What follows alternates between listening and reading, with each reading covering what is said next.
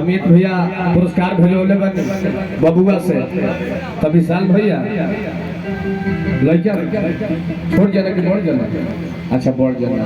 तो ढेरे पुरस्कार भेजोले वो बालक से आ सही कहल कि देखी तो बालक भगवान स्वरूप तो बालक से तो पैसा लेवे के ना चाहिए काहे बालक से पैसा ना लेवे के चाहिए कि बालक भगवान के समान होले अमित भैया इहो ठीक है बा आज भगवान के पैसा से क्या मतलब बा ना महाराज पैसा तो रौरा चाहिए ठीक बा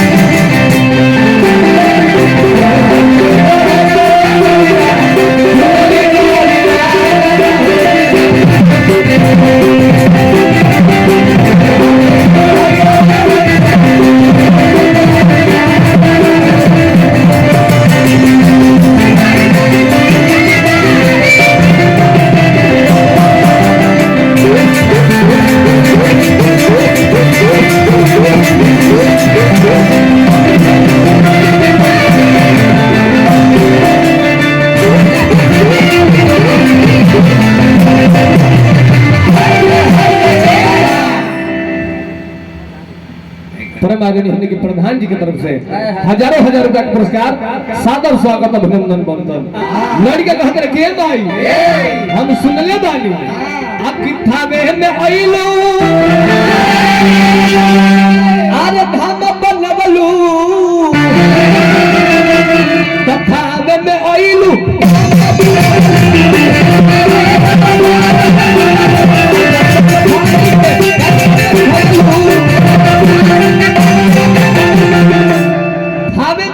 धाम बनौलू मस्तक फारी के कंगना दिखौलू अरे तो सभा बीच भोजन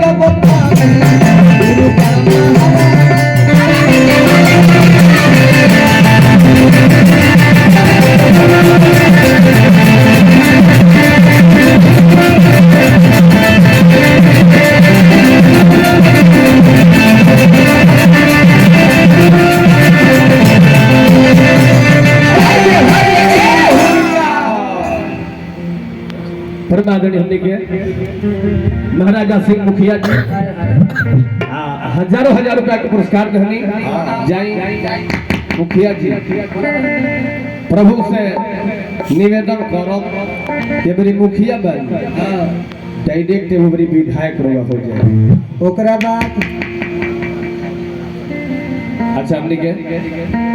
सनी दुबे जी बहुत सुंदर गायक कलाकार बनी पुरस्कार दिल बने हम चाह के तनी आई माला से स्वागत हो रहा ना जी कब उड़ान बोलल जा आओ मंडली के तनी दिया कितना बालक सब बड़ा साई आई छी हो गया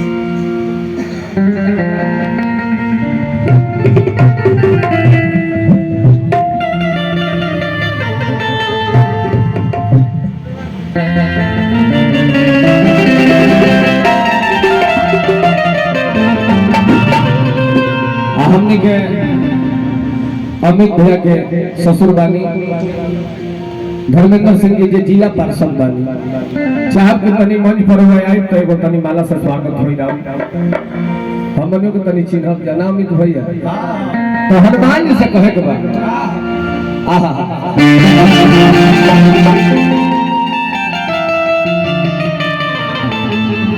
अरे जसकर बाबू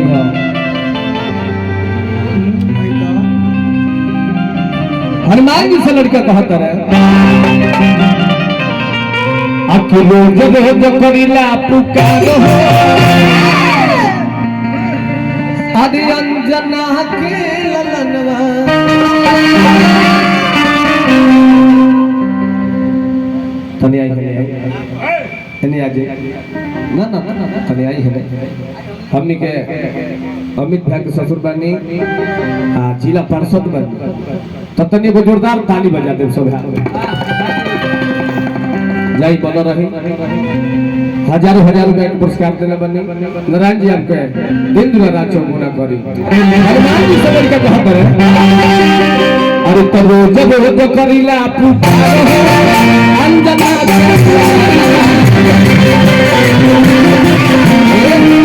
अच्छा खड़ा हो जाता वहाँ के तनी विकलांग बनी वहाँ के खड़ा हो ना पाए जब आगल बनी तो सर दरवा खाला हो जाए तनी पैर में डिस्टर्बिंग बा वहाँ के हाँ पैसा खातिर तो माला ना पहने नहीं वहाँ के लेकिन दे दिले बनी तो रख ली जाए ले जाके छीन ले अरे रोज रोज करीला अंजना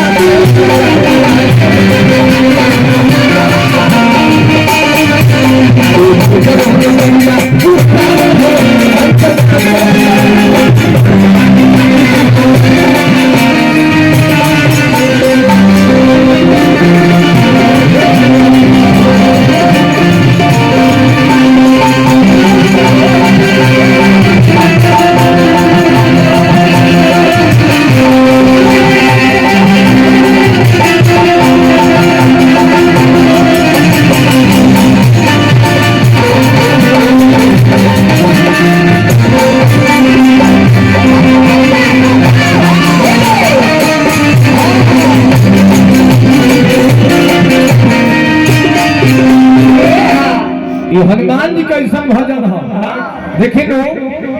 जी क्या बने सारे आई महाराज है ना अरे आई महाराज आई ऊपर आकर के बड़ी भाग से केहू के सार बने के मिलेगा अरे वो बन गई बड़ी महाराज आई देख ली देहाती जी ये सार सम्मेलन चला था आई तने को माला दे सब हमनी के अमीर भैया है आई ही गांव से हमनी के आज ले पुसाइल फलाई ले ही गांव से बानी जे सच पूछी तो तने आई एगो माला से हम स्वागत करो आप तने जोरदार ताली बजा दे जाई प्रभु जी के माया रहो बना रहो देख ढेर बात ना देख ले जितना जितना मटेरियल मिलेला वो उतना दे दिया जाला धइल ना जाला कोई बात ये पहिनाई हां जितना मिलर लो उतना दे दिया जाला धइल ना जाला दहेज में तो तब्दी होता है अच्छा का है ए हनुमान जी रोज रोज करिले पुकार हो अंजना के ललनवा तने एक मिनट में हमरा बात पर विचार करो सब है जाओ समय में लंका में जाए के रहे तो सबसे पूछल गई के जामवंत जी सीता जी के पता लगावे जाए के बा लंका में जामवंत जी कहनी के देखी सब अब हम तो हमार बुढ़ारी अवस्था आ गई अब हमार कोनो तय नहीं है इहे बात अंगद जी से पूछल गई अंगद जी कहनी के सुनी सब है हमारा जाए के तो गारंटी बा लेकिन अइला के कोनो गारंटी काहे जब ना समय में हनुमान जी गई नी तो केहू ना कहले कि ये हनुमान जइहा तो सबसे पहले अशोक वाटिका उजाड़ दी हो ना जी सोने के लंका जरा दी हो अक्षय कुमार के मार दी हो अक्षय कुमार के मारे में बहुत बड़ा कारण बा जब ना समय में अंगद जी कहले कि हमरा जाए के तो ठीक बा लेकिन अइला के गारंटी नहीं है अंगद जी बचपन के शराबी तो रहले जैसे में बाली के लड़का अंगद और रावण के लड़का अक्षय कुमार एक एक गुरु जी के लगे पढ़ाई करत रहलो आ जब न तब अंगद जी अक्षय कुमार के मार दे एक दिन जब गुरु जी अपने आंखें देखले बचवा तो जब देखले तो शराब लेके जाए अंगद अक्षय कुमार के इतना दिन से तू मारता रह जा तहरा के आज हम शराब देता नहीं कि आज के बाद अक्षय कुमार तहरा के एक तबड़ा के यदि मार दे तहर दरिये पर लीला समाप्त हो जाए अंगद जी तो ये डर में बड़े कि कहीं लंका में जाई अब अक्षर से भेंट हो जावा धीरे से ठुनियाइयो देश तो हमारा आवे जाएला पासपोर्टवे रद्द हो जाए हनुमान जी गई नी और अक्षय कुमार के मार देनी काहे आकि कोनो काम पड़ता भगवान के तो हमरे आवे के पड़ता रहो अक्षय कुमार के मार दो कि अंगदो के आवे जाए रास्ता एकदम क्लियर ना हो। अरे बसिया भगवती के होली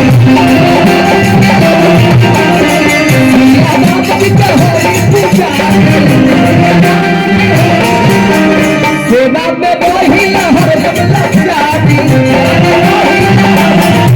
अरे सेना में वही लहर लग जाती बहिया हनुमान जी के भजन को अमित भैया के पुरस्कार सादर स्वागत अभिनंदन करता हूँ। हे पिपलहिया में स्वागत तोहार